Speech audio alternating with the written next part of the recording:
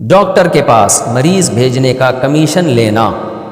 Doctor کے پاس مریض بھیجنے پر ڈاکٹر سے کمیشن وصول کیا جا سکتا ہے۔ عبد الواحد: جی اس بات کا کمیشن لیا جا سکتا ہے کہ اس ڈاکٹر کی آپ ایڈورٹائزمنٹ کر رہے ہیں، بھئی لوگوں کو پتہ نہیں، آپ ڈاکٹر سے کہیں ٹھیک ہے جی میں آپ کی کلینک کو متعارف کرواؤں گا، میں لوگوں کو بتاؤں گا یہ ڈاکٹر ہیں، تو فی پیشنٹ میں آپ سے اتنا کمیشن لوں گا، جائز ہے، لیکن اس میں پیشنٹ کے ساتھ دھوکہ نہ ہو۔ دھوکہ کیسے ہوتا ہے کہ آپ نے پیشنٹ کو بتایا، پیشنٹ آپ کے پاس آیا کہ یار میرے کڈنی میں تکلیف ہے، آپ نے کہا کہ یار میں بڑا اچھا کڈنی اسپیشلسٹ جانتا ہوں اور زبردست علاج کرتا ہے وہ، تو آئیے چلیے اس کے پاس۔ اب پیشنٹ یہ سمجھ رہا ہے کہ یہ مجھے اس لیے اس کے پاس لے کر جا رہا ہے کہ واقعی وہ کڈنی کا بڑا اسپیشلسٹ ہے، حالانکہ آپ اس لیے لے کر جا رہے ہیں کہ آپ کا وہاں سے کھانچہ کھلا ہوا ہے، اس لیے نہیں لے کے، اگر وہاں سے کھانچہ کھلا نہ ہوتا تو آپ اس کے پاس نہ لے کر جاتے، آپ کسی اور ڈاکٹر کے پاس لے جاتے، کیونکہ کڈنی کا اسپیشلسٹ تو وہ بھی ہے، کڈنی کا تو وہ بھی اسپیشلسٹ ہے۔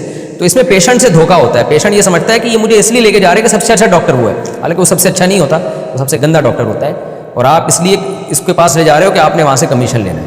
یہ پھر دھوکہ ہے، یہ پھر جائز نہیں۔ اگر اس طرح کا دھوکہ نہ ہو تو نارملی کسی ڈاکٹر کو پروموٹ کرنے کے لیے، کسی میڈیسن کو پروموٹ کرنے کے لیے یا کسی بھی پروڈکٹ کو پروموٹ کرنے کے لیے جیسے کمیشن لینا جائز ہے، تو ڈاکٹر کو پروموٹ کرنے کے لیے یا اس کو مریض فراہم کرنے کے لیے بھی کمیشن لینا جائز ہے۔ اس طرح کا دھوکہ نہیں ہونا چاہیے اس میں۔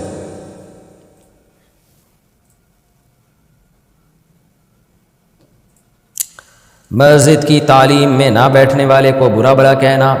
مسجد میں علماء کرام کے بیانات یا تبلیغی جماعت کی تعلیم کے حلقے کی کیا اہمیت ہے؟ اس میں نہ بیٹھنے والے پر ناراضی یا ملامت کرنا کیسا ہے؟ نور محمد مکہ مکرمہ سے۔ دیکھیں اس میں ناراضی کا اظہار اگر کوئی محبت میں کر رہا ہے تو جائز ہے، شرعی لحاظ سے تو جائز نہیں ہے، کیونکہ جو چیز شرعاً واجب نہیں ہے یقینی طور پر، تو اس پر آپ کیسے ملامت کر سکتے ہیں؟ شریعت میں لازم یہ ہے کہ آپ گناہوں سے بچیں، فرائض واجبات کو پورا کریں، اور شریعت کا موٹا موٹا علم جو آپ کی جس کی پریکٹیکل لائف سے تعلق ہو، جس کا وہ علم آپ حاصل کریں۔ تو اگر کوئی کسی مدرسے میں حاصل کر لیتا ہے، کسی یونیورسٹی میں حاصل کر لیتا ہے، کتابیں پڑھ کے حاصل کر لیتا ہے، یا کہیں اور کسی عالم سے حاصل کر لیتا ہے اور وہ تبلیغی حلقے میں یا عالم کے درس میں نہیں بیٹھتا، تو اس کو یقینی طور پہ یہ نہیں کہا جائے گا کہ یہ گناہ گار ہے، اس لیے کہ جو مقصد تھا وہ تو دوسرے طریقوں سے بھی حاصل کر رہا ہے وہ۔ لیکن اگر کوئی اس لیے آپ کو برا بھلا کہہ رہا ہے، وہ آپ سے محبت کرتا ہے، جیسے ماں باپ بچے کو اسکول جانے پر ڈانٹتے ہیں، تو حالانکہ اب اسکول جانا کوئی فرض واجب تھوڑی ہے، لیکن ظاہر ہے ان کو محبت ہوتی ہے، ان کو پتہ ہے بھائی اس کا فیوچر تباہ ہو رہا ہے، تو اس لیے وہ ناراض ہوتے ہیں۔ تو اس کا شریعت سے تعلق نہیں ہے، اس کا تعلق ہے محبت سے۔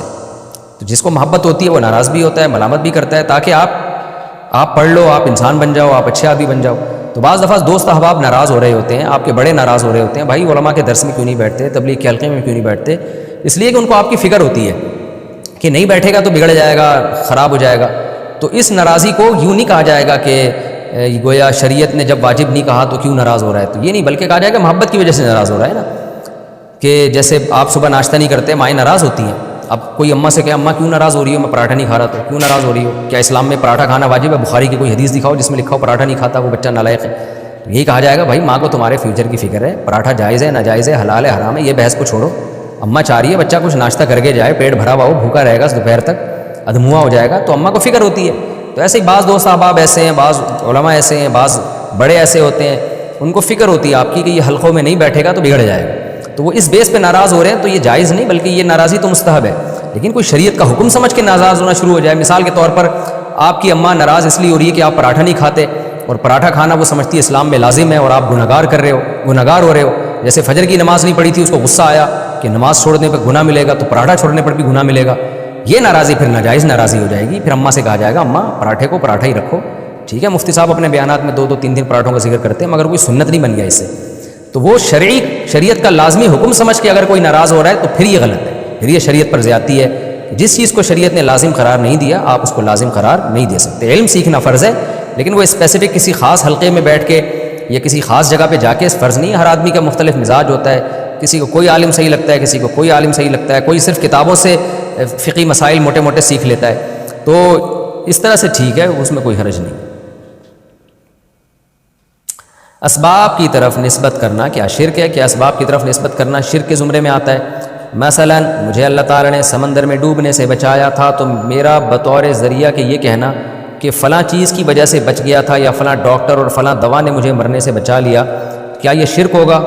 نور محمد مکہ مکرمہ سے، نہیں جی یہ شرک نہیں ہوگا۔ اللہ تعالیٰ جب کسی کو بچاتے ہیں تو کسی ذریعے سے ہی بچاتے ہیں۔ آپ یوں کہیں کہ فلاں چیز نے مجھے بچا لیا ہے، لیکن اللہ کا فضل ہوا تھا، تو بعض دفعہ ڈاکٹر ہوتے ہیں، دوائیں بھی ہوتی ہیں، بندہ نہیں بچتا، تو وہ نسبت مجازن کی جاتی ہے، حقیقی نسبت تو اللہ ہی کی طرف ہوتی ہے۔ تو بعض لوگ بڑے وہمی ہو جاتے ہیں توحید کے معاملے میں۔ قرآن میں بھی ثابت ہے اللہ تعالیٰ نے بہت سی چیزوں کی طرف نسبت کی ہے، یعنی کسی چیز کی نسبت اللہ نے چیزوں کی طرف کی ہے، تو خود قرآن اللہ جب اسباب کی طرف نسبت کر دیتا ہے تو اس کو تھوڑی ہم شرک کہہ سکتے ہیں۔ اس کا مطلب کیا خدا نخواستہ اللہ بھی شرک کر رہا ہے معاذ اللہ؟ تو قرآن اور حدیث میں یہ بات ثابت ہے۔ جیسے حدیث میں آتا ہے کلونجی میں بیماریوں سے شفا ہے، تو مطلب کیا مطلب کلونجی کھانے سے شفا ملے گی؟ اب کوئی نہیں، کلونجی سے نہیں، شفا تو اللہ کے حکم سے ملے گی۔ بھئی کلونجی کھانے سے جو شفا ملے گی وہ بھی اللہ کے حکم سے ہی ملے گی، اللہ نہیں چاہے گا تو تھوڑی ملے گی۔ تو یہ چیزوں کی طرف نسبت کرنا یہ شرک نہیں ہے۔ کیا آنکھ پھڑ پھڑانا بری علامت ہے؟ اگر کسی کی ایک آنکھ بار بار پھڑ پھڑائے تو کہتے ہیں کہ یہ کسی بری چیز کے آنے کی علامت ہوتی ہے، کیا یہ بات درست ہے؟ ہدایت اللہ صاحب کشمیر سے۔ نہیں بھائی، آنکھ پھڑ پھڑاتی ہے وہ گیس ویس جو ہے نا، پراٹھے آج کل لوگ میرا بیان سن کے بہت کھانے لگے ہیں، تو پیٹ میں جب گیس ہوتی ہے وہ تو ادھر ادھر پھدکتی ہے، وہ جہاں اس کو جگہ ملتی ہے وہاں جاتی ہے، تو وہ آنکھ میں بھی کبھی چلی جاتی ہے تو وہ پھدکنا شروع ہو جاتی ہے، جہاں تک میری معلومات ہے۔